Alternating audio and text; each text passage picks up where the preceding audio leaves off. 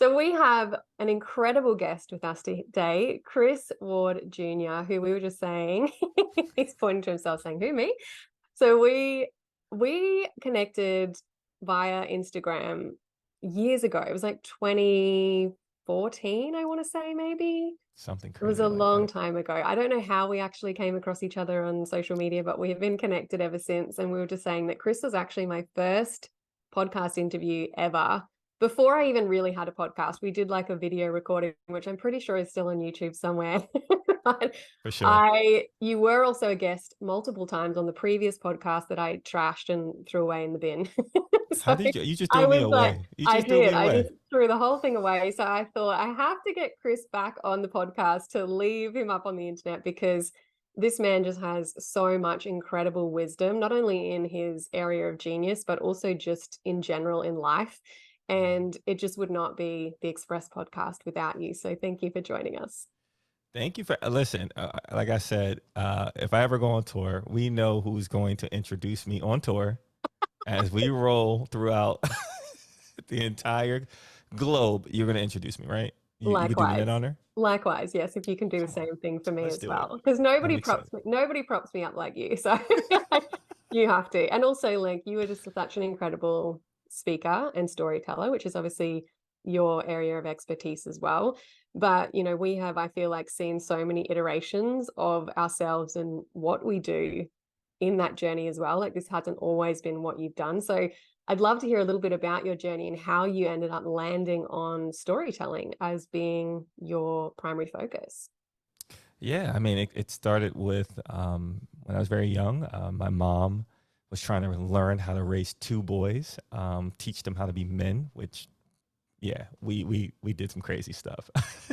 And a lot of the ways that she kind of taught us life lessons was through TV shows and movies and different experiences that she would put us in. And I remember this one experience where I had to speak on stage at the age of 13, Wow. 300 people.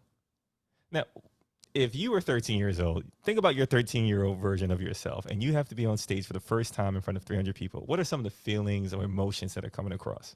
I would probably pee my pants. Like, I would not cope. I would be so scared. I would be so scared. I'd be so intimidated. But I think I'd also be so afraid of being judged, messing it up, not getting it right, not being good enough. All of that would have come up for sure. Exactly, right? And those are my palms were sweaty, my knees were weak. I'm looking in the crowd and it's complete silence. No Yeah. one saying anything. And I'm like, holy, what am I gonna what am I gonna talk about? And then I remember looking in the crowd and there was this lady there who looked like my grandmother. Mm. And it was just this piece that came upon me. And I saw this lady that looked like my grandmother. And I saw my mom that was just a couple of, seats to the right.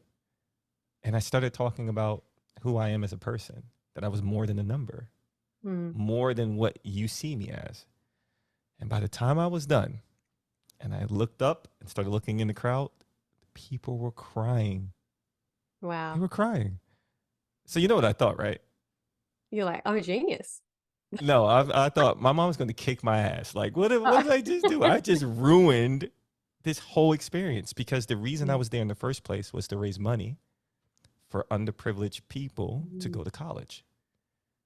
And I messed up. I thought I messed up. So I got off stage and I walk over to my mom real nice and slow. And she just looks at me and she hugs me. Mm. And I'm like, what is that for? Did I do something right? Like, why did she hug me? And then when I turned around, all these people came up and they started shaking my hand. Yeah, wow. And they said, young man, you have a gift. Hmm. You have a gift. You made me feel something today. Now, this was a competition. Do you think I won? Did I win this competition? I'm What scared do to you say think? yes or no now because I was I like, want to you're a know. genius. You're like, no, you didn't win. Hell no. I wasn't even close to winning. Stacy Johnson won. Yeah. I love Stacy that you Johnson still won. remember. Oh Shout yeah, out Stacey Stacy. Johnson. Stacy, if you see this, round two, round two. Oh, yeah. But Stacy Johnson won. She was great. She was structured. She knew the points to hit. And I remember her coming over with her trophy in front of my face. And she says, you know, you could have won, right? And I Mm. say, what do you mean? She was like, you had them eating out the palm of your hand, but you didn't follow any of the rules. Rules.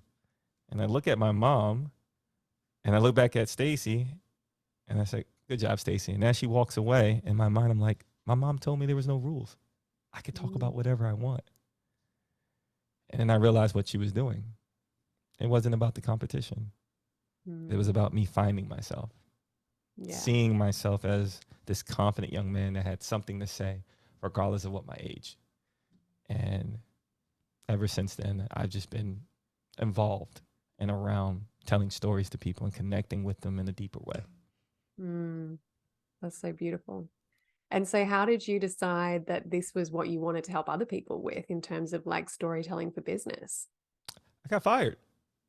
You got Fast fired. forward. Yeah, I got fired. They're like, that's as simple as that. I didn't even want to do this, actually.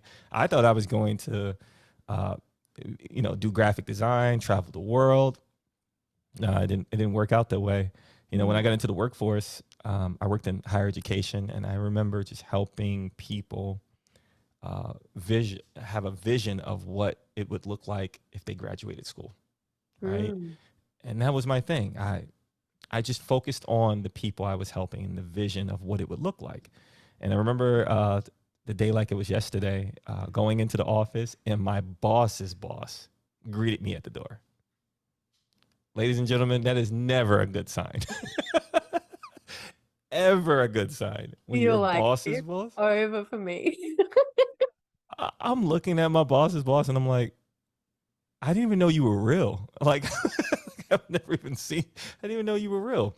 And they walked me into a room and they said, hey, you've given us the best 5 years. It's been amazing.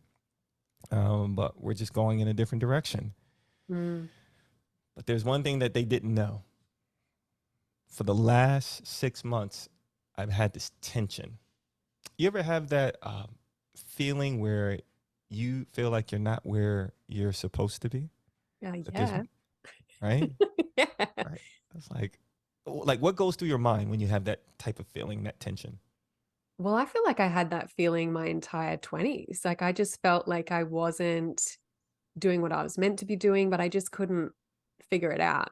But I feel like once I kind of found the path that I'm on now, that started to alleviate. But I think that real tension point started to build, especially as I did start to get clarity that there was more for me staying in my corporate job, because when I was in that space, I knew that there was more that I wanted to do. And it was, there was so much, friction within me having to show up to that job every day. And, I couldn't even hide it by the end. Like literally the phone would ring and I'd be like, oh, and my, my boss would be like, heaven forbid you do what you paid for. Like, I just could not control it anymore. But I just knew it wasn't for me. But there was a gap that I hadn't been able to bridge yet to be able to remove myself from that situation. So I feel like when you are in that point of conflict, what really came over for me was just that real sense of what I now know in human design is my not self, but that real sense of that frustration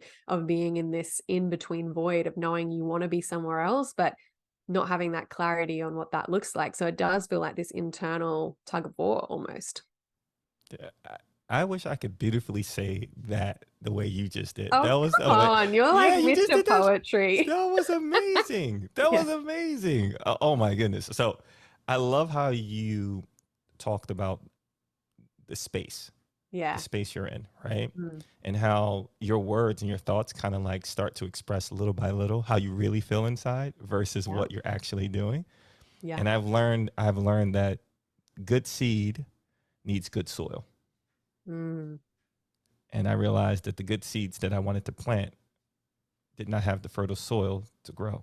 Mm-hmm. And that's what was happening. And the crazy part about it is they thought I would be very sad when they told me that they were letting me go. But when they walked me back to my office, they noticed that there was a box already packed. And my boss looks at me and goes, did you know that we were going to fire you today? I was like, no, actually, I was thinking about leaving and I needed to physically put my stuff in a box Yeah. But Wow. thank you. Yeah. Thank you. Well, I love that. And I love that you had already packed up and were ready to go. But it's like, thanks for firing me though, because I get better benefits on the way out. You've done that. So this has also supported me in my journey. But I feel like I had to do like a very similar thing. Actually, I got a very fork in the road moment where Mm, my boss said to me, because I, was in a management role, but I had gone part-time to try and grow my business on the side. So I was really juggling basically a full-time serious role with a full-time serious business. And I was just feeling like I wasn't doing either one very well at the time. And so mm, she gave me essentially an ultimatum, like, you've got to either come back here and work full time, or you can leave and give your business a shot. And so I had to make that choice then. Was I going to choose safety and choose the discomfort of what I knew, yeah. or let that go and take a chance on what I'd been building? And I obviously did do that, but it was like, I again needed that push out the door as well, because I don't think I would have taken it had I had the opportunity to kind of keep doing both and have one foot in security and one foot in Hmm. freedom. Great point. Because think about it, right? She gave you that ultimatum. And then what was the first thing, what was the first conversation you had with yourself about what you should do? What did that look like? What did that sound like? I think it was just like, can I actually do this? Hmm. And also, like, did I want to throw away everything that I had worked so hard to get to that point? It was like, if I don't do it now, it's never going to happen. So it was like having that conversation with myself.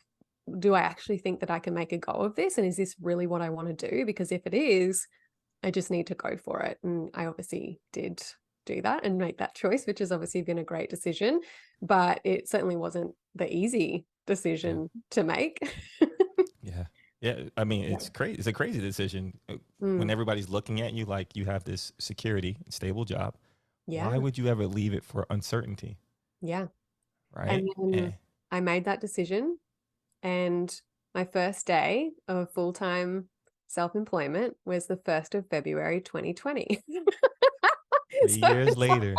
I know, but it was like, also, I love that I had, avoided making that decision because I wanted certainty. And then literally as soon as I made the decision to step in uncertainty, it's like worldwide uncertainty. It's like I could not have picked my timing any better for the lessons that I needed in that period. How crazy is that? You and I started at the same time, Yeah. right? Same time. I'm in the Philippines. I'm speaking at an event after getting fired. Hmm. And I'm thinking, whoa, I'm going to go on a tour. I'm going to talk about servant leadership across the Philippines. And then they're like, okay, we got to get back to America. And then all of a sudden they're like, oh, no, shutting down everything. Yeah. And so all these tours or all these stops where I thought I would have a speaking opportunity is now taken away, Mm. which gave me my first tip Hmm. for myself that I'm actually going to share with all of you. Yeah. Build rapport with yourself so you know how to shift when things are uncertain. Mm. I love So that. build build rapport with yourself so you know how to shift when things are uncertain. You know, I looked at my kids, I looked at my wife, and they said, "Hey, what do you want to do? If you're not going to speak, like that, this is what we thought you were going to do: speak, and then maybe write a book." And I said, I don't know, I don't know what I'm going to do. Um, but one thing I do know I'm good at is helping people see the best version of themselves. Mm. But I don't want to be a life coach. I don't want people to depend on me. I don't want to act like I have the answers because I don't want to be anyone's guru. Mm. I want people to see the blueprint that their life is the blueprint. They are the blueprint Hmm. if they can focus. And then that's when I started to tap into finding people's stories and Mm. seeing where the gift is. Where is the gift in the story? Go beyond the why, right? Find out why our greatest pain becomes our motivation, and then go beyond the why and find the gift in the story. And that's how it Hmm. started. You know that quote that you just said, I know that's your thing. I wrote that down on one of my planners that I use every month when I plan out my month. And it is still, because it's a digital planner, it's still the final thing I see when I'm doing my planning for the month, because I just keep copying and pasting the template. So it's just still there, that quote. Well, I feel honored. I feel like I'm special. I try to tell my kids, people like me. Yeah. People I'm know like, me. I'm cool. They look at me like, Yeah, no, no, they dad, can't see no, it. dad. In a Nobody few knows years, you. they'll come back around again. That's so cool. I feel Yeah. honored by that. That is special. Thank you for Mm, sharing that with me. you're welcome. So how, when you say build rapport with ourselves, how do we do that? It's a great question. I mean, when's the last time you ask yourself what you want to be known for? Mm, yeah. It's the first step. What do you want to be known for? And usually the adult version of you doesn't know the answer, but the kid version does. Mm, And the yeah. kid version makes it very simple for you. Yeah. You know, when I ask myself, hey, Chris, what do you want to be known for? You just want it to be known as somebody that makes people feel great about themselves. It's Yeah. as simple as that. Yeah. And when I realized that was what I wanted to focus on, I said, okay, I can't teach people how to be um, these business gurus. I can't teach them how to be these crazy influencers because I'm not an influencer. But I can teach them how to tap into their story and connect with people. So if Mm, I help them see themselves as the best version of themselves, maybe they'll help others do the same. mm, So I talked to my inner child and I said, hey, how did you make friends? mm, How did you make friends back in the day? And my inner child would say, you would make them feel that whatever they love was the best thing in the world and to yeah. see the value in it. And that's how you start. You speak to your inner child. You ask, what do you want to be known for? And then you let the childlike faith help you answer that question. And then it'll Mm, start to bloom from there. I love that. The very first thing I ever wanted to be was a writer. And I feel like the nudge to write a book has definitely been coming in more strongly over the last year. I always thought it was something that I was going to do when I was like 50 or 60, was like when I'd finally put pen to paper. But I do feel like there's been more things. And it's interesting, like 3 people in the last 6 months have said to me, like, when are you writing a book? Like, you should write a book. So I just Yeah. feel like that's something that has come back. So yeah, I feel like when you think about what does that inner child version of you want to do, like that was always what my child wanted to do, was be a writer. That's what I thought I was going to be. Well, you know what? Do you trust me? Yeah. Oh, okay. Let's do it. Let's do it. As a All right. conditional, yeah, it's like, yeah, Yeah, maybe. it's Let's like do it. it's like maybe I don't Yeah. know, depending on what we're gonna do next. Yes, if I like your answer. Oh.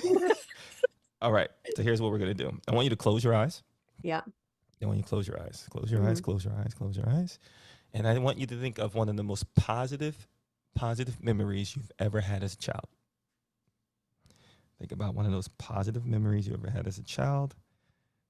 And when you have it, say, I got it.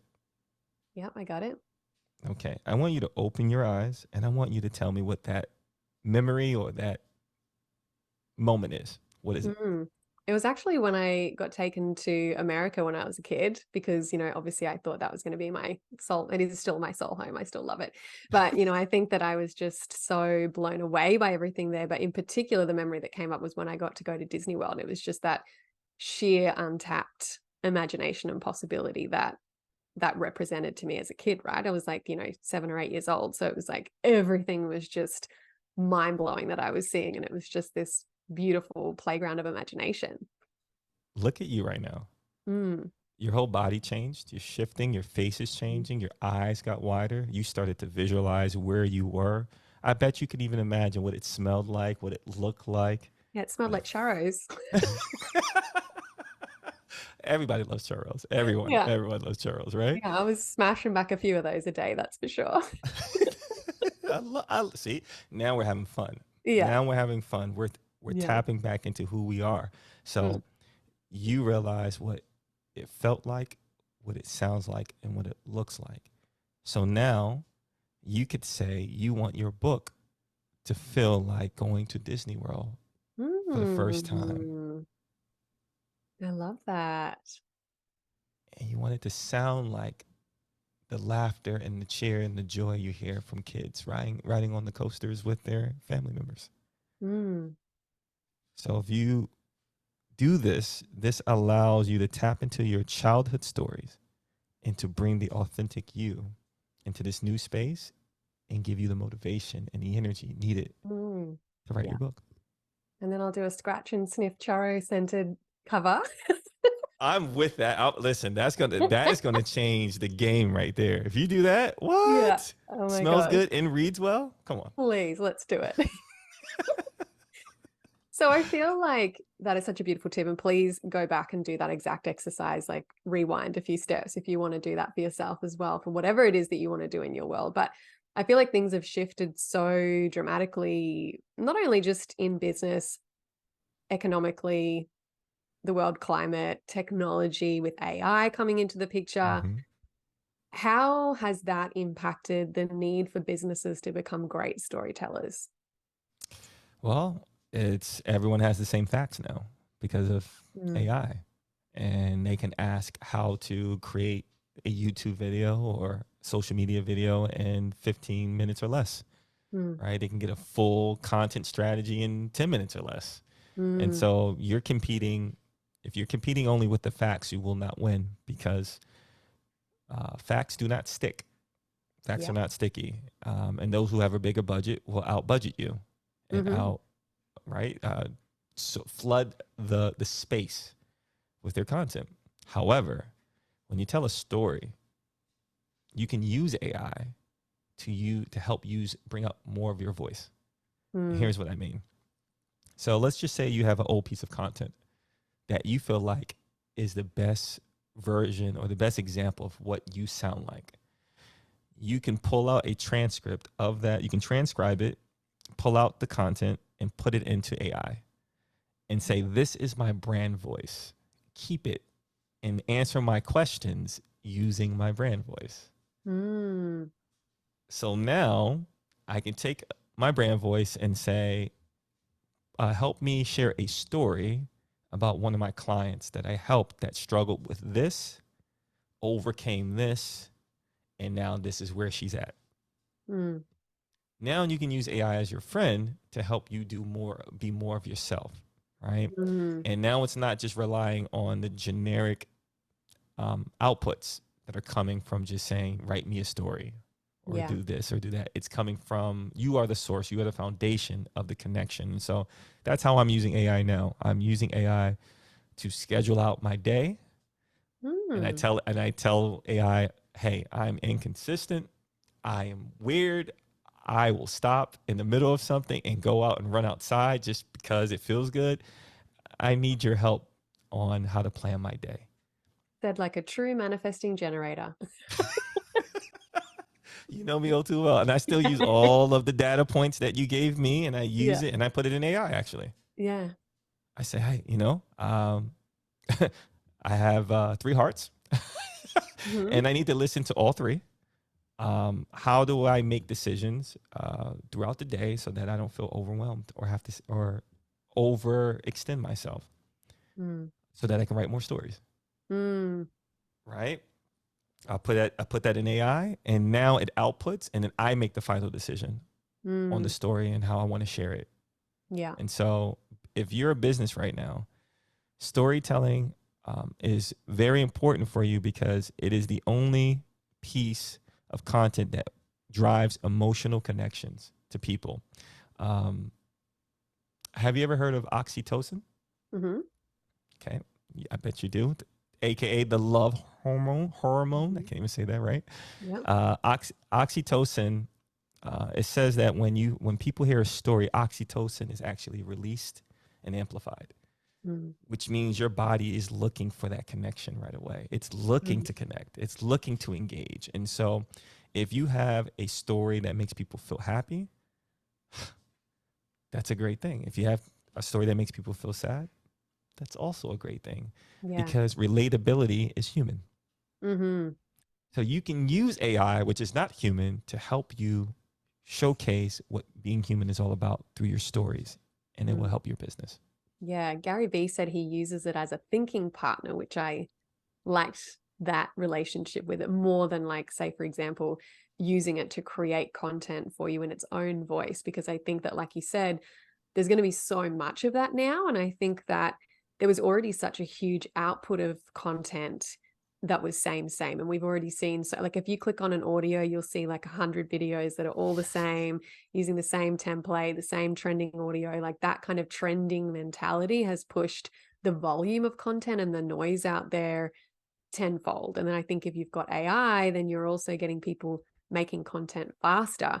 So I think the story and also the humanness behind that is really going to be the most valuable currency that business owners will have, because it's going to position our humanness at the forefront, and the story and your personality is something that you can't replicate through technology. Like you said, it can help, it can enhance, but it can't replicate who you are and the personalization that you have behind that. So I think that as we kind of, continue to grow and these, social platforms that we use mature, and we've already kind of seen that slowing down on Instagram and other platforms becoming more popular, I think that ability to craft a story, not just in terms of words, but I also think visuals and video and being able to story tell through different mediums For is sure. going to be so important to cut through the noise, but also connect you to the right people and have people that will stay in your orbit as loyal customers because they have that emotional buy-in to your story. I love that. And I'm going to use you as an example, Mm. right? There is a AI platform that you can use called either Midjourney or Leonardo AI, Mm-hmm. and it's an image creating, image generating AI. So if I'm you and I'm a writer, right, I have this passion to write and I want to really get it out there, I'm going to write the stories I'm going to write, and then I'm going to generate images to support this story that I'm writing. Mm. And that's going to be the way I put my mark on in the world using AI. Mm. The substance from my story will actually dictate and determine what the images that it will produce for me, which will then make it a more visual story that doesn't necessarily need me to show up for those who don't really want to show their face. Mm. Maybe they just want to use their voice, or maybe they just want to use their words, right? Storytelling gives you that dynamic approach that doesn't just require for you to use your mouth to speak. Mm. If you're an artist, you can use your artistry. If you're a writer, you can use your writing skills. And that's why I believe that it will be the number one tool that businesses use to connect with their audience and Mm. engage them. Because without it, you will literally just sound like everyone else. Yeah. And I also think voice is going to be a huge trend as well, like in terms of even your voice over video, or even how they've added that feature to Threads where you can voice note and it writes the text out. I think that people connecting to your actual voice is going to be a really powerful way to cut through the noise and connect people to your brand and your brand story as well. It's a powerful tool. I mean, I don't Mhm. think because we don't build enough rapport with ourselves, we don't really value how amazing our voice is. Mm. Um, I remember hearing this story about Jimi Hendrix, uh, how he would, when he would sing, he didn't want people to watch him because he Mm. didn't like his voice. So they said that he would pull down like the shade, and then he would be like in a dark room, and then he would just jam out, right? Yeah. And he would sing, and then he didn't want to hear his voice. But if you hear Jimmy, if you ever heard a Jimi Hendrix song, Mm. passion, uh, Yeah. like you can feel every single part of his tone when he's singing these words. And in this new day and age, when we get familiar with our voice, when we get familiar with our inner child's voice and now the Mm. adult voice, there is a special space in between that will have this childlike enthusiasm for what we do Mm. with the maturity and direction of who we are today. Mm. So powerful. And so what have you noticed in terms of the growth and shift in your business since consciously implementing stories, or what's some case studies that you've kind of got with your clients? Like what have you seen in the shift in results that they've gotten from actually prioritizing storytelling at the forefront? I've seen a couple of things. So I'll share first for myself. Um, I don't have to work as hard to chase. Mm. I realize that I'm at a point now that I'm able to attract Yeah. the type of clients I want to work with. And I'll give you an example. So recently, I went through this format of pay what you want, Yes. um, which was very scary, of course, Mm, very scary. However, the clients I work with was very respectful to the value that I bring to the table. mm, And one of my clients, though financially wasn't there where she needed to be, she was perfect to work with. She was the perfect client to work with. And I mm, don't say that often. That door opened up another door for a client that I would have never reached. That mm, has the financial resources to help 5 versions of her. mm-hmm, So that's what's happening with my business. As I tell stories, people feel like they know me already. mm, But what's really happening is they're getting to know themselves without them even knowing. I'm yeah, creating an environment where when people uh, are in the same space as me, they feel safe, they yeah, feel seen, they feel heard, they feel acknowledged. And I don't have to say much to do so. And mm, that has been the shift for me with my business, is that I don't have to say mm, much. I just yeah, have to be there. So yeah, first thing. And then the second thing, my wife herself. Um, she is someone who has more of she's like a mastermind. She's like a mad scientist. She can give the technical, professional, polished voice that if you go, if you ever seen her beauty that she does with the mm-hmm, hair, like people go out feeling amazing. However, her inner child, she was 5, she was the 5th child of 6 children. mm, So she felt like her voice didn't matter. yeah, She felt like no one ever heard her. She felt like she was only judged by the way that she looked, not what she could bring to the table with her mm-hmm, voice. And this year has been a transformation for her. She has learned to not only tell her story, but she's now taking a very direct interest in the next generation and their voice. that's so beautiful. And now she has 4 employees that are being mentored by her Mm-hmm, in the salon and outside the salon. mm, And it has changed her business for the better. yeah, amazing. And she's so talented as well. I've seen her work on your feed as well.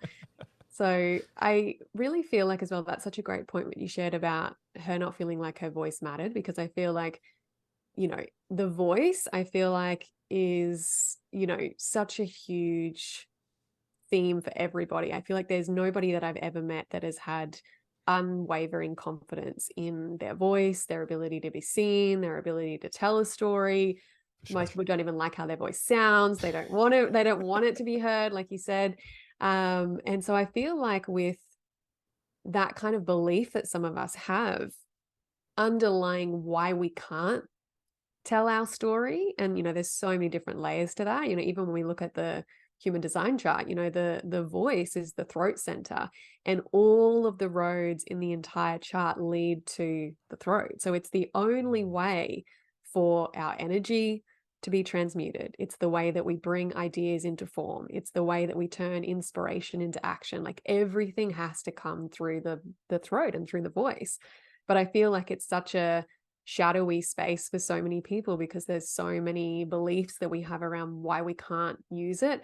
And I think that many people would think that they're not even a good storyteller. I'm sure there's lots of different Mm. stories around why they can't. So what are some of the misconceptions that you've really seen around storytelling, and how can we overcome them to have the confidence to really speak our story and tell our journey?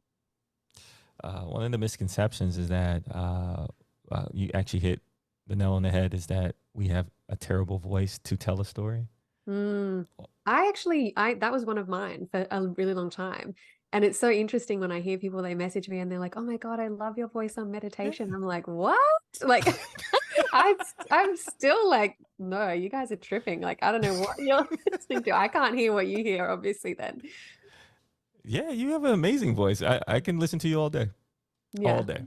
Yeah, I think that's one of the big parts, is that people believe that their voice doesn't sound good. Yeah. Number 2, they don't have a great story to tell. That's Yes. another misconception, that, oh, I don't have this uh, heart, you know, eye jerking, tearing up type of story. And it's like, no, we tell stories all the time. We've been telling stories and listening to stories since we were born. Mm. since human existence. Um, and I think the way around that is, I know this sounds weird, but repetition. Mm. The more you tell stories, the better you get at it.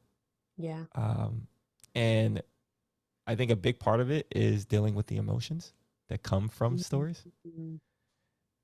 Because before you can connect and engage, you have to feel it first before Yes. you can give it out. And some people don't want to experience that Yeah, because you lose control.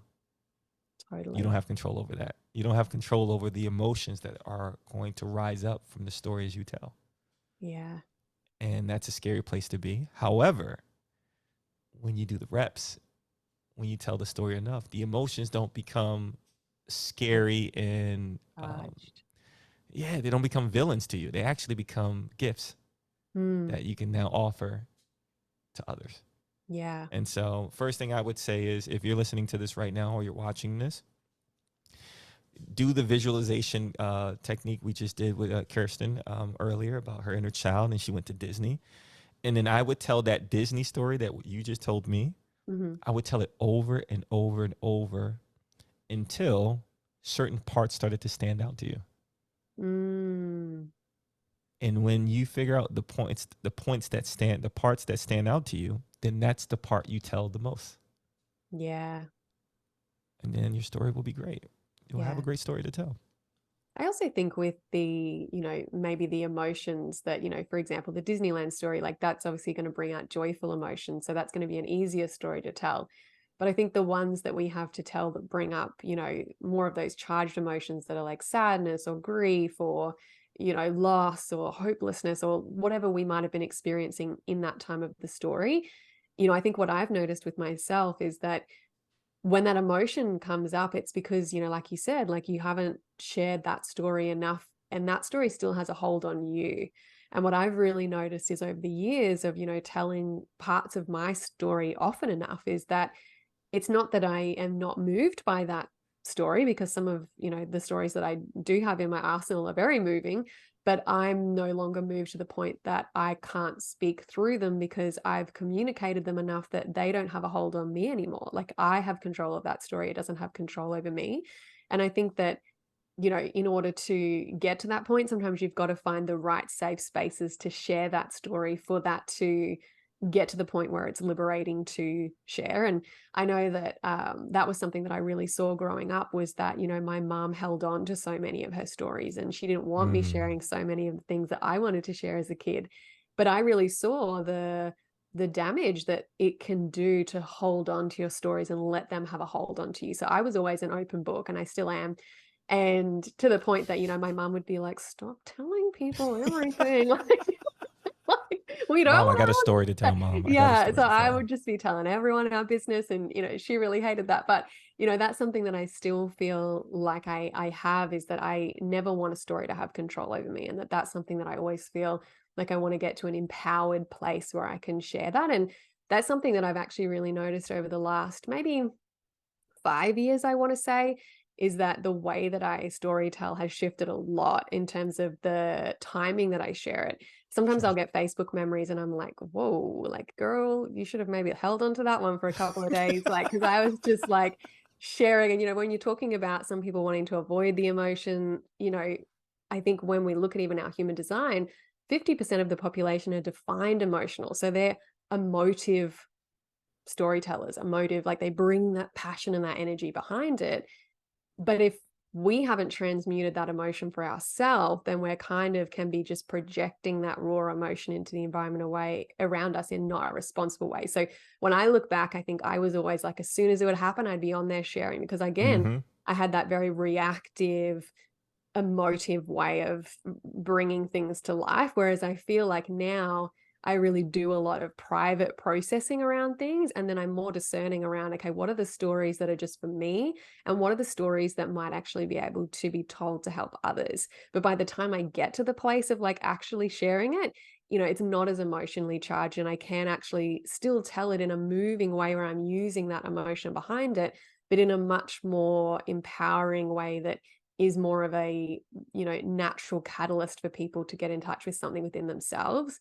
But I think on the flip side, that avoidance, like you were talking about, 50% of the population is an undefined emotional center, and the not self of that is avoiding confrontation and truth, and that's avoiding emotional discomfort.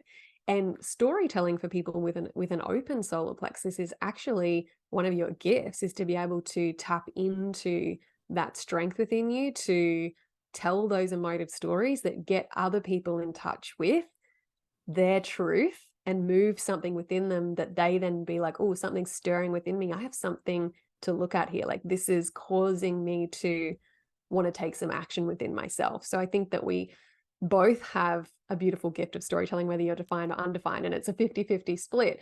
But I think that that real discernment in the emotive part of it is for the people that have definition, is making sure that we have healthily processed our own emotions around it before we Sure. communicate it. And for, the undefined solar plexus, it's moving past that emotional discomfort to recognize there's strength in telling that story, because it's going to move and stir up something in someone else that's going to help them look at the truth they need to address. That's what I'm talking about, right? Go ahead and drop the mic. Go ahead and drop the mic right now. I love you. You Yeah. hit that was beautiful, Yeah. because when you get past the emotions taking control of you, you then learn how to protect your story. Yes. Right. So if I'm working with entrepreneurs, so usually entrepreneurs, they're driven into entrepreneurship because of some painful experience that has driven them to this point where they want to make a change, an impactful change Yeah. in other people's lives, including their own. Mm. So the more reps we put in telling the story, I didn't know where to put boundaries to protect your story. And I'll give you an example.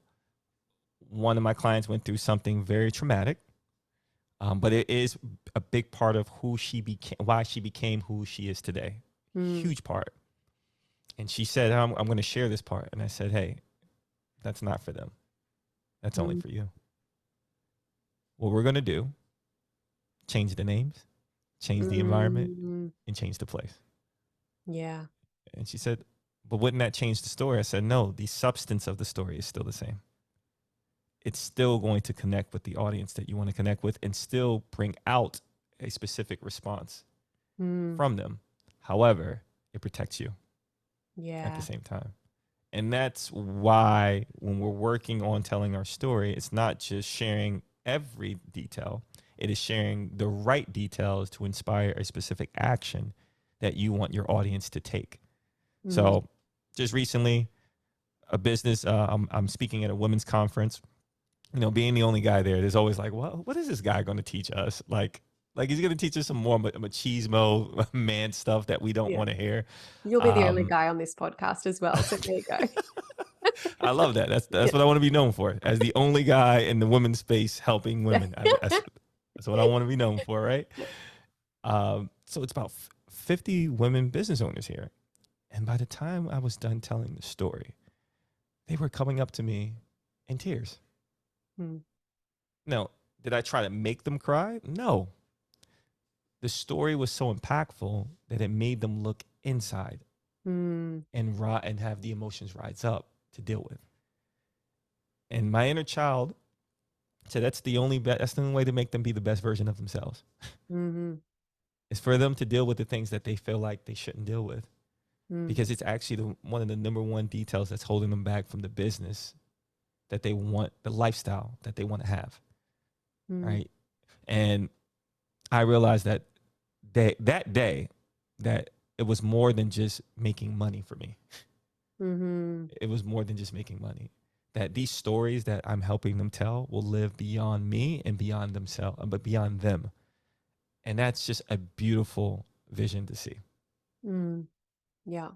And I think that that's one thing that's so, like I said, irreplaceable, is our story. And I think that no matter what it is that you have in terms of your zone of genius, your skill set, your gifts, what I think really brings that to life and adds so much dimension is your unique human experiences behind that. And I always say to people, even if we had 100 people in the same room and they all had the human design chart that was exactly the same, they are still an individual shining their unique human experiences and their context through the lens of that design and those energetics. So I feel like our experiences and what we learn and the wisdom that we gain from them are the most valuable thing that we can offer people. And that's something that I feel like has, always been, even an example in my own path is every time I've shared something that is a story that I feel like I have that I'm ready to share, or that there is a point to sharing it and that it is going to be helpful. It's like those personal experiences. There's so much connection and resonance within those because we all relate to so much of each other's stories, and it can really help us find a way through some of the experiences that we're having is when we connect to other people's stories too. And that's a form of servant leadership at its Mm, finest. For you to spend enough time on your story to be able to tell it, you're serving your audience as a leader. mm, To now say, wow, how did that person get so clear on the direction they're going? mm, Or I felt like she was speaking to me. Like she mm, doesn't even know me, and I felt like she was speaking to me.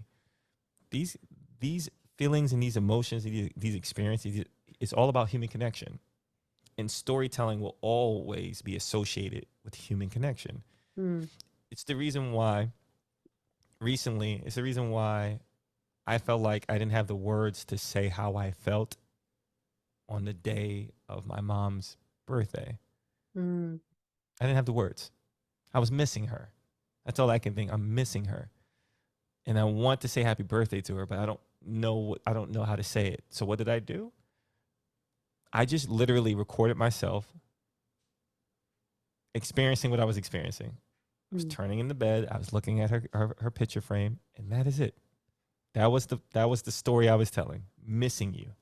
mm, And I found a song that just said I was missing you, and posted it. That's it. Probably a couple of hours later, 10,000. Whoa. 20,000. Whoa. What is going on? It hits 30,000 views. Okay, that's cool. I don't really care about the views that much, but what is happening? Oh no, there's over 1,000 comments here. What is going mm, on? And as I'm going through the comments, people are sharing how much they miss their mother. mm, Some are sharing, I wish I could have told her this. I wish she can see how much she means to me today, how she helped build this. And that's what it's about. It's the connection part. And someone asked, hey, did you what was the what was the strategy behind that? I was like, there was no strategy. yeah. There was no strategy. I just wanted to tell the story of missing my mom. Mm, And guess what? It's relatable. yeah. And I think that's the thing with, I think there's such a hyper fixation on strategy when it comes to social media. And I think that it is because so many people are trying to outsmart the algorithm and cut through the noise. But it's actually when we actually just tap into our humanness and let go of some of, I think, those more logical strategies and systems and structures and processes that we're able to just really connect into like, what do I actually want to say? Like, what am I moved to share right now in a way that's actually human? And I think that's where also the visual storytelling component, which for you also you included there as well, is also as powerful as the words that we share too, because people are moved by what they see. And that really does allow people to break down that fourth wall that sometimes happens with social media and then actually engage, like you saw, actually comment, actually share their story and actually connect in a social way. And I think that's really what is missing from social media. And that's why I think threads went wild for several days there, because everyone was just like, oh my God, we can talk to each other. Like the rules have gone out the window. And like human connection was at the forefront. And it was like everyone was so desperate for that. And I could just see that in those few days where there was no rules on that platform, is like how much people just want to connect with people. And like our humanness allows us to do that, not our strategies. That's so funny because then you had a certain group of people on there that were trying to give you the how tos already, and Oh I'm like, my hold up. God. There was like a threads expert within hours of starting. I'm like, well, that is a hustle I respect, but like, I'm like, that is wild. It's been an hour. How do you I know how to use know. all the features? I know. And like I just kept seeing people be like, just let me be a feral rat on here for a couple of days. Like I don't want any strategies here. But I think, that in itself, I think is just a really great encapsulation of how desperate people are to be liberated in their voice and how much they're just dying to connect with people. Like I think that's what has really gone. And that's my experience even of Instagram right now, is that there isn't as much connection there. And that is meaning that I don't have as much impetus to want to share there, because I know that it's not as engaged, and I'm not going to open up those conversations in the same way that you maybe would on another platform where you might have done a few years ago. And so I think that, a lot has obviously shifted in the landscape just in terms of, I think, people's energies. And, I think everyone is like, I saw the other day actually that the Google search, "I'm tired," is actually the highest it's ever been in internet history. And it peaked last Wow. month. And so I think that that exhaustion piece that is just this undercurrent, I think, of society at the moment is also preventing, I think, a little bit of that desire to connect. It's almost like it's going to take energy. But I think what we need to remember is it actually gives us energy when we connect with the right people. And that is, I think, one of the powerful, I guess, motivators to share your story, because it's going to actually bring that connection piece and that humanness piece back into the desire to show up. And it doesn't have to all be like logistical and like 5 steps and different things. Like, you can really bring that piece in too. That's very important. Because, the older you get, they say the harder it is to find friends and make Mm. friends. And your story will help solve that problem. Yeah. You know how you were talking Yeah. about before, how your child was like, "Oh, I used to, just be really nice to them." It's like, I was just thinking of like when you were like, "What did you used to do to make friends?" And I just think, because as when I look back, actually, I was such a little baby manifester. Like, all I just like boss people around. Like, I was like, "I'm starting a club. Like, if you want to be in it, let me know." Like, I was just like, fully just orchestrating groups of children. I'm like, "Hey, you'll be doing this. You're on that duty. Like, this is my Barbie. You can play with that one." So I think I just organized people into being my friend. Look at that. But hold on now. Just We got something. initiated them into their roles in my life. You help organize my craziness. Yeah, You did. true. Yeah, You help organize. See, look, yeah, I'm still doing it now. it's if you think about it, right? Our inner child has the most authentic version of how we saw the world, Yeah, right? And if we could see the world as simple as, hey, listen, I'm starting a club. Do you want to be a part of it? If so, okay, here's your job. yeah, Here's your role. Here's your role. Don't touch yeah, that. That's mine. yeah, That's yours over there. And then you think about it as like, oh wow, you knew how to put things in position so that the yeah. club could run the way it's supposed to. And then the teachers disbanded it after a few weeks. Haters. I know. Haters. They couldn't they Hate. couldn't let me thrive in my greatness. Oh my goodness, you haters. Yeah. So what I would love you it. say are some of the tips that business owners can use if they're looking to either start or enhance their storytelling journey and bring this more into their business and their social sharing? Great question. So the first thing is you need to know what your origin story is. It's very important. Mhm. Your business origin story. And most people would say, well, why do I need to know my origin story? Well, that's actually where you pull, that's where your vault is actually of all your stories. And the way that it looks is like this. We're going to use Batman as an example. Actually, we're going to use Barbie as an example. There you go. Let's use Barbie, right? Yeah. So I heard a story about Barbie and how, if I remember it correctly, the character itself, the reason it was changed the way it was because of someone's niece. Yeah. They want They right didn't wanted it they to be didn't they custom. didn't they didn't want them to have the baby dolls that were the only thing that was available at the time, that was, the doll you'd have if you were pretending to be a mum, basically. And they wanted their niece to have like a fun doll, or like something that they could aspire to as well. I think they wanted the doll to have different professions so they could see that there was other options other than motherhood, I think was the story there. Perfect. Yeah. The theme in that story is identity. Mm. What movie? What was the movie all about? Oh my God. The movie was hilarious. I loved it so much. I went in with no expectations, but I got a lot more than I anticipated for. But I mean, it was her identity. You know, she really wanted to have an identity outside of being stereotypical Barbie. Think about what we just talked about. You just gave me the origin Yeah. story that she didn't want her niece to have the typical, stereotypical, this is how, how a woman is supposed to be. So she Mhm. created a toy that Mhm. gave her this dynamic approach. Mm. Then over years later, they used that same concept, that same story to create a movie that did box office.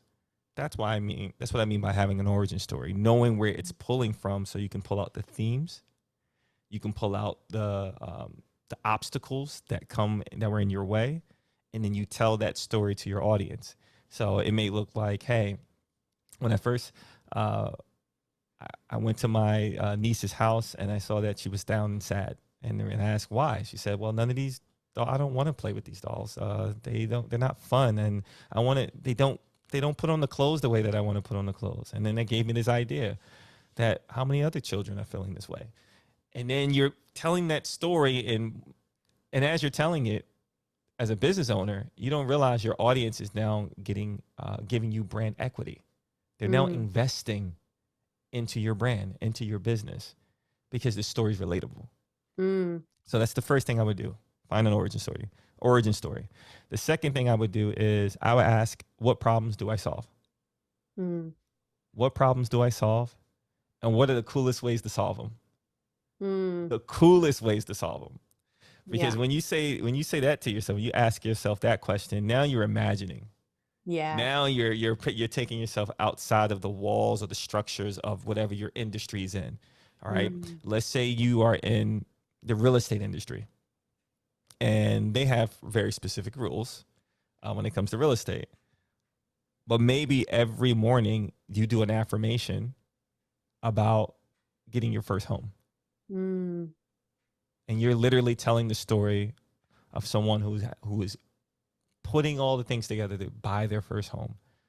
And now when they're thinking about buying their first home, who are they going to think about? Yeah. You, Yeah. because you're telling their story. Yeah. So that's what I would do. Origin story, and then, you know, what problems do I solve in a crazy, amazing way that's unconvinced, that's not, or unorthodox, and it's crazy. What will I try? And then this is a weird one, but it works every time. Think about what movie, what movie does your business represent the most? Mm. One of my favorite things. One of my favorite ones. All right. I had a client, Okay. and The Lion King was their business. Mm. And here's what I mean by that. They sell insurance. Yeah. That's not sexy. Yeah. That's not cool. That's not sexy. Yeah. However, The Lion King is all about, their business is all about ensuring people when the loved ones move on. Yeah.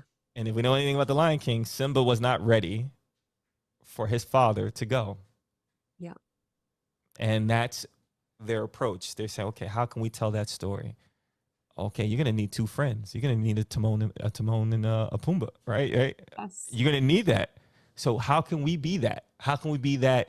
It means no worries for the rest of your days. And so they started to use Mm. that to kind of tell their story I in love that that way. so much. Oh my God. Well, that's what I'm going to be doing this afternoon is figuring out what movie my business represents. I Yeah. feel like it's getting like the first two that came to mind was Harry Potter or Lord of the Rings. Like I feel like it's like that hero's journey, like finding that purpose, finding the why. That's so like it's literally like that encapsulates my primary purpose energy in my chart. So that makes a lot of sense too. But I feel like that would be like the two that come to mind straight away. That's the last one for the business. It's the hero's journey. Yes. It's the hero's journey. It's a powerful framework. And then if anyone needs help with it, you can just look up hero's journey on Google. They'll have all the different types of templates that are there. Mm. But in a very simple way, I'm going to show you how it works in the business format. The hero's journey is status quo. What is the status quo in your industry at the moment? Mm. Okay. You're going to ask yourself, what is status quo? And then you're going to say, what do we believe in that is not status quo? That's the challenge. Okay. Now, what do we need to do to show that what we believe in is important enough to the overall world that you're in, whatever industry that is? Then you got to talk about the obstacles. What are you doing? Mm-hmm. What obstacles are you coming across because you're trying to change the industry or change this part of the industry? And then you got to talk about the biggest, I mean, the biggest, baddest, bad villain that is beating you down and Mm. keeping you away from your goal. You know, for some who are writers, it might be imposter syndrome is the big Mm-hmm. villain, right? For coaches, it might be social media, Mm. right? That's the villain, right?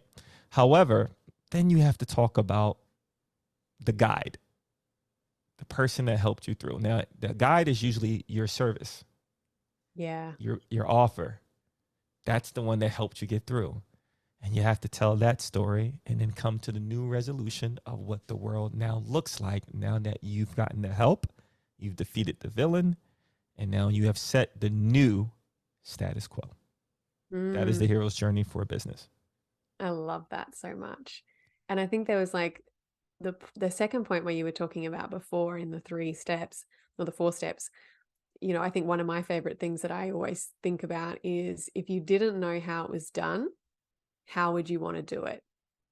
And I think that even kind of helps break that status quo part of the hero's journey as well, because I think that so many of us are looking for how everybody else is doing it, what's expected of us, what our industry norms are. And I think that we can't help that a lot of the times when we are just so saturated in our social feeds, you know, about what's happening in our industry. And I think that's where it's really important to think about how would I do it a little bit differently, and how you were talking about like how would I want to do it, like what's the coolest way.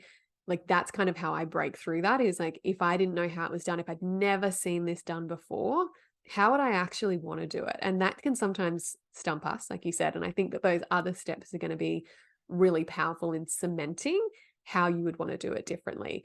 And it's interesting actually, because before we jumped on, Chris was like, oh my God, human design's so big on TikTok. And I was like, well, I wouldn't know. I've never looked it up.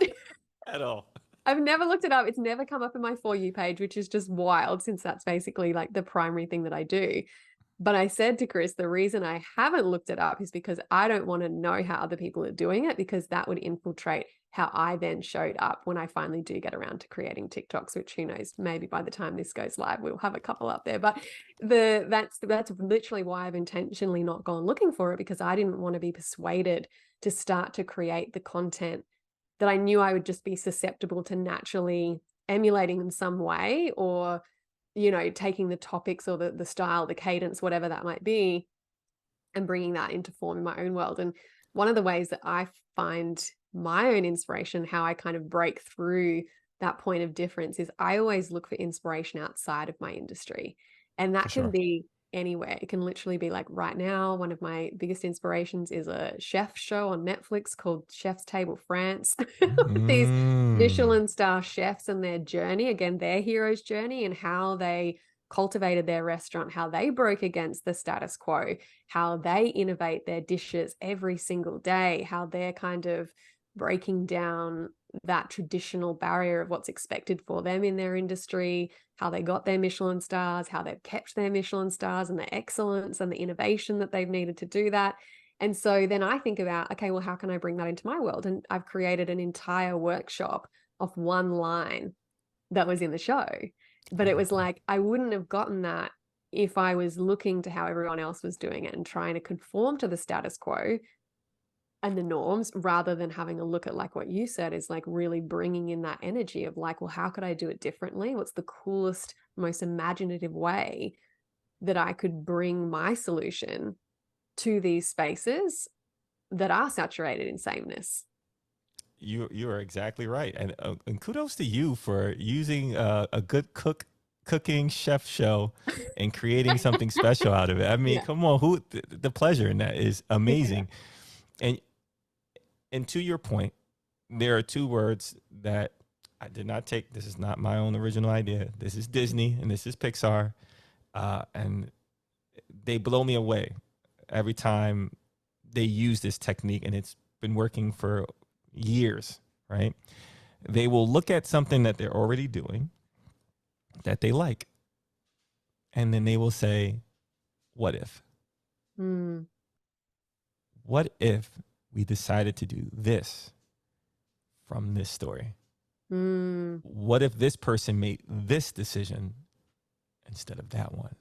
Yes. And that's how they actually create new movies and new shows. Yes.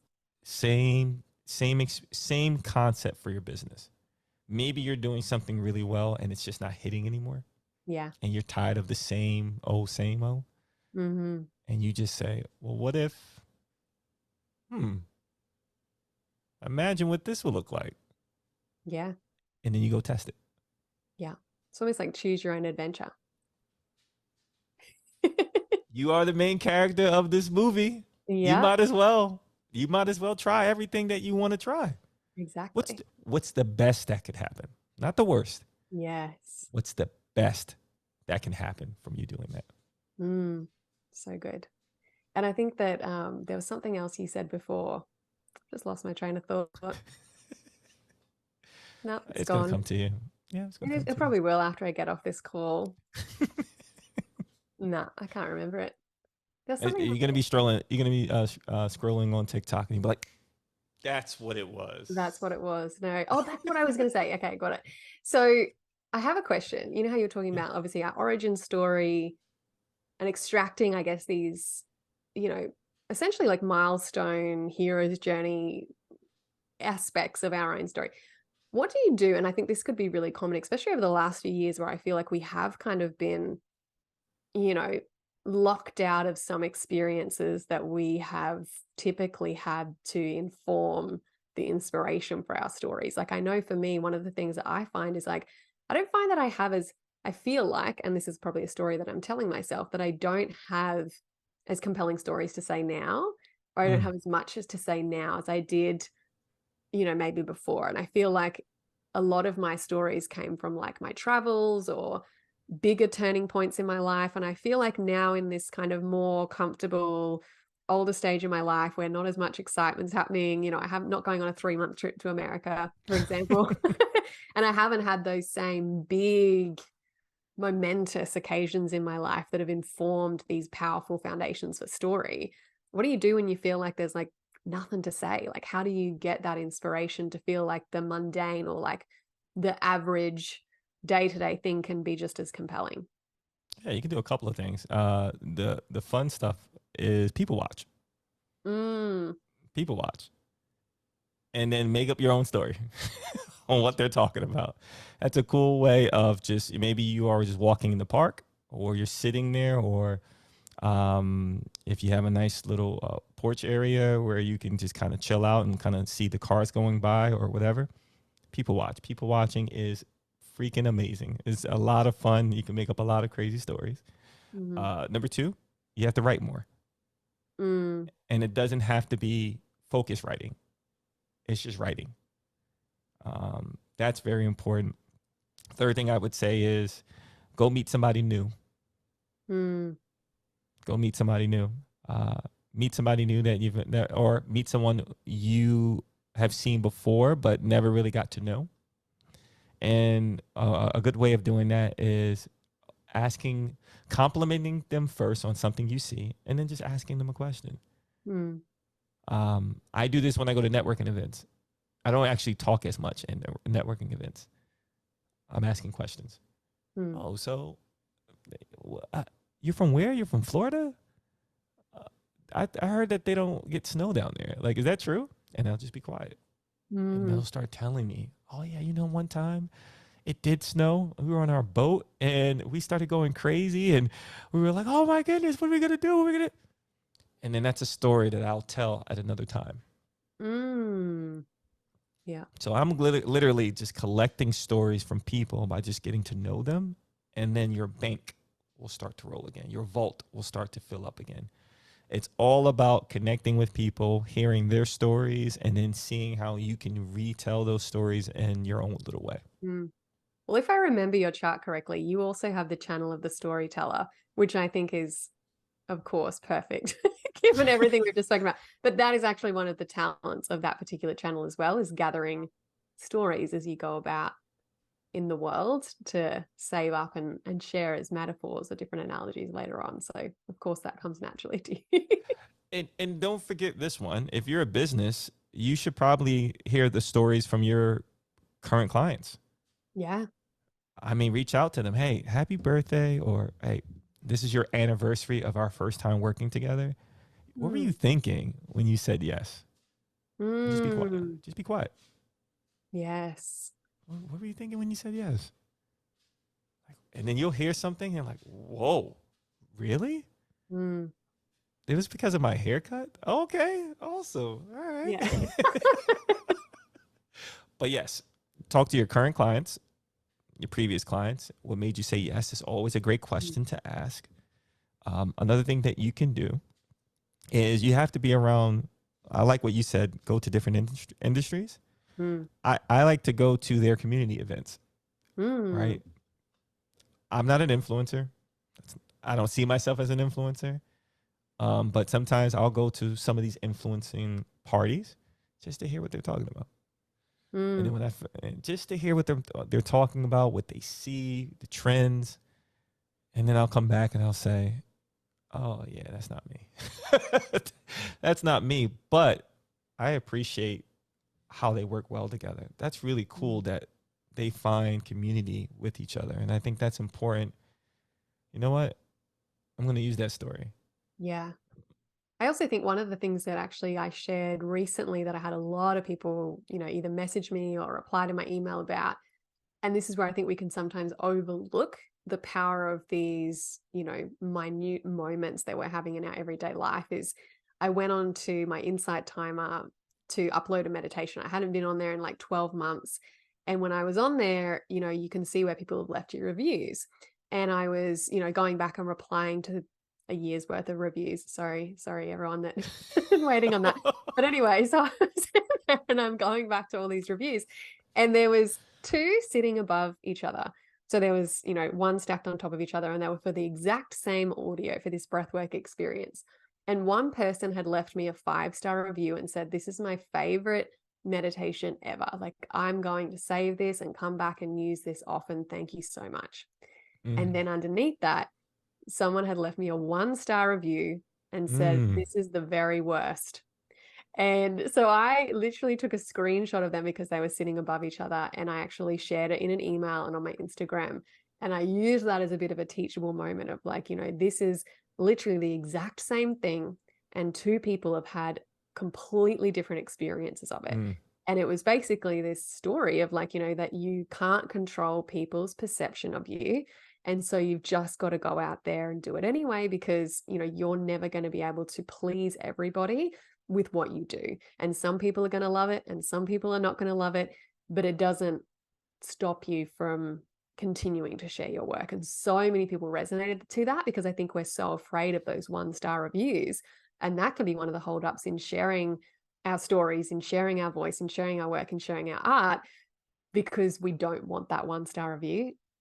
But it doesn't matter because there was another review that had a 5-star. It's like, and I think I love what actually Gary Vee talks about this a lot, actually, where he says that neither, essentially, the 5-star review or the 1-star review move him.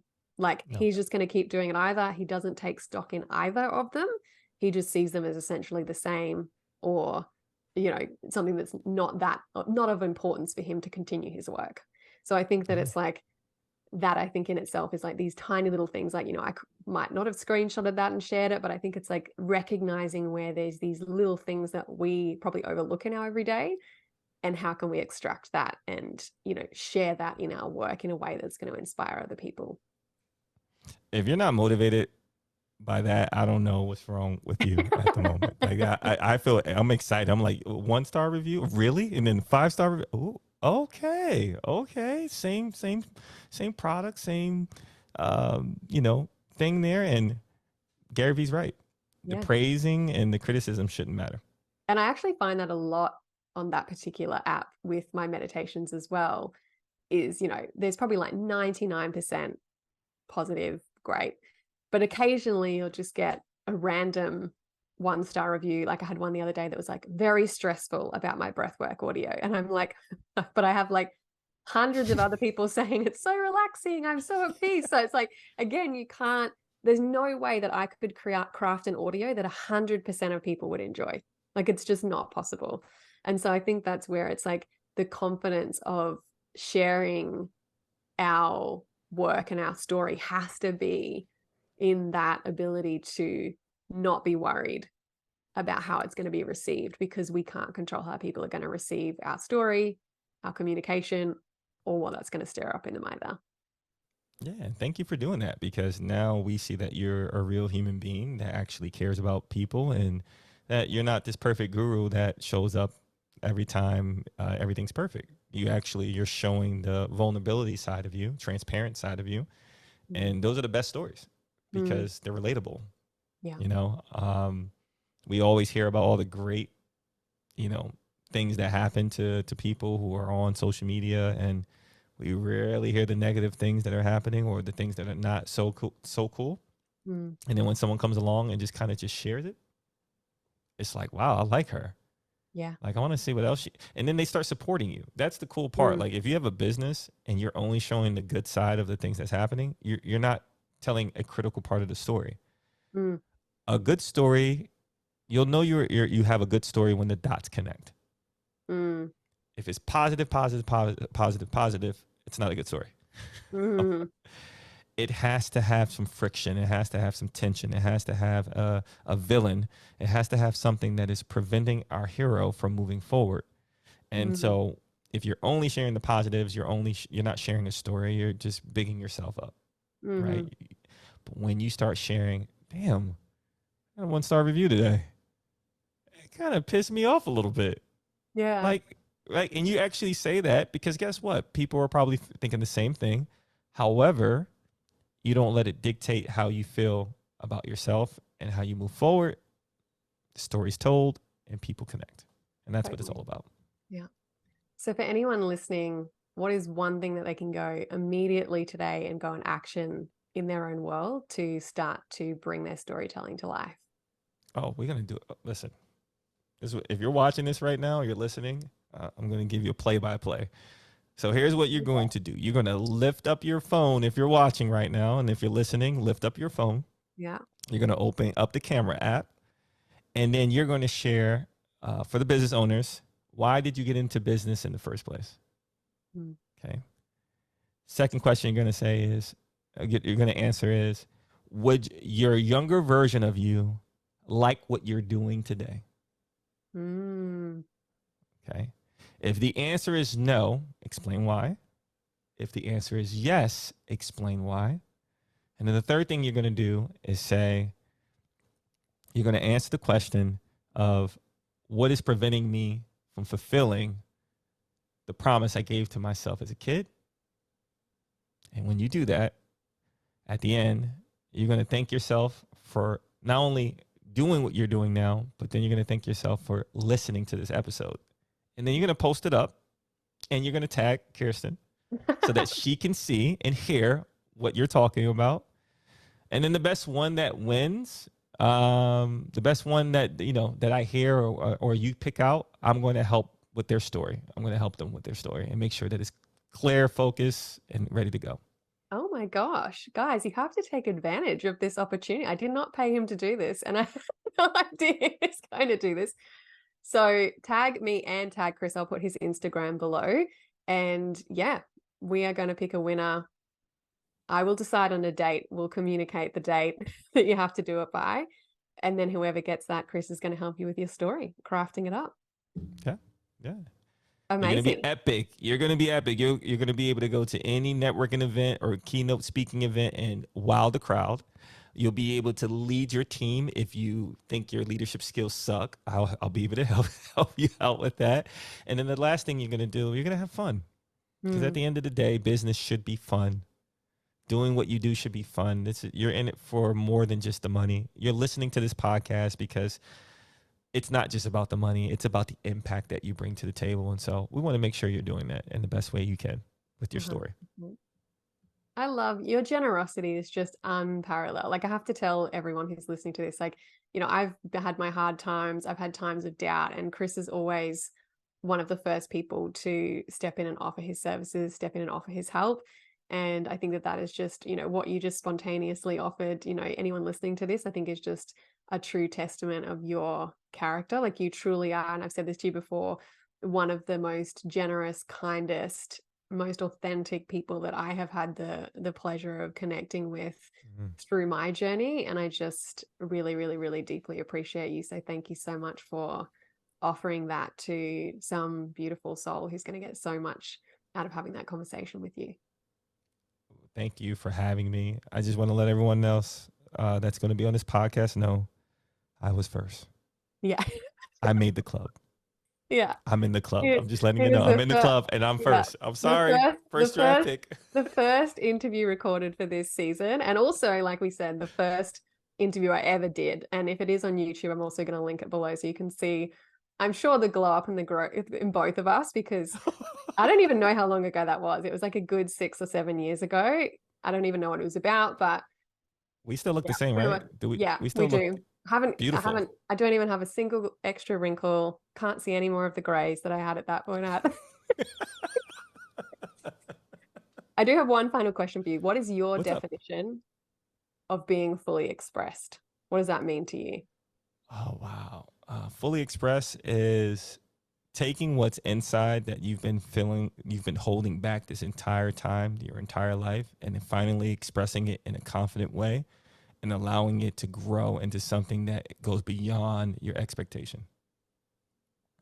Love it. Mic drop. You can drop your mic now. It's on a stand, so you can just wave it around. But but thank you so much for everything. You're amazing, and I deeply appreciate you coming and Thank you. sharing all of your Thank you beautiful for magic having with me. us today. I Thank appreciate you. you every day. Thank you for having me. You're welcome. And ladies, as he said, he's married, so don't hit my DMs up asking any questions. He's the only guy we're going to have on the podcast, so don't ask me any questions. She has my back. I'm sorry. I'm Yeah. sorry. All right. Thank you so much. Thank you. Bye.